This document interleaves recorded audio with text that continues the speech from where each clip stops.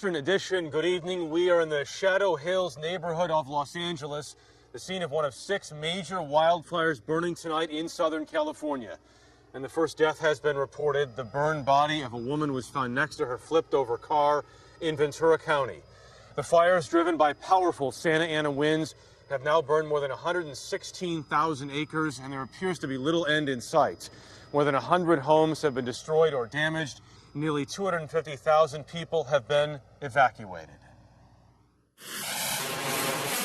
Southern California remains under siege. Throughout the night, firefighters in Ventura County battled enormous walls of flames. Those flames consumed trees and brush on the 101 this afternoon, and for stretches shut down one of the busiest freeways in America. The worst of it, as we saw, in Faria Beach. You really get a sense of the intensity of the winds up in the air, and keep in mind, when the gusts really move through, they can pick up embers from one fire and start a new one. Those embers can be carried for miles. The Thomas fire is one of 6 major fires. The latest in San Diego spread quickly. Rich Macklin is with the Ventura County Fire Department. Anytime we have erratic winds like this, we're never out of danger. We're not letting our guard down. Firefighters are still down the street here working on structure protection.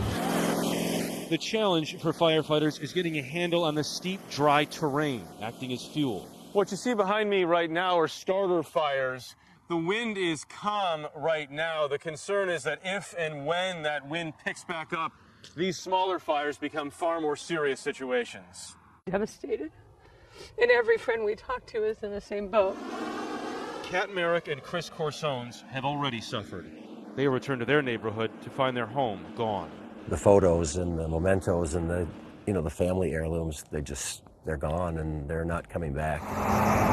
Yesterday, drivers in Santa Barbara County drove past the fires along the 101. The intense heat didn't stop this man from pulling over to rescue an animal along the side of the road. The Skirball fire threatened multi-million-dollar homes in Bel Air. In Los Angeles County, more than 100,000 people have been evacuated.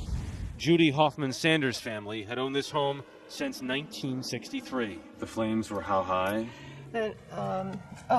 12 feet. All the trees were on fire. And the firemen, they said, sorry, we tried to save it. And I said, we appreciate it. And Judy's home is actually where we are now, what used to be her home. You can see the chimney right behind us is basically the only structure left standing here, and that is not an uncommon sight in Southern California.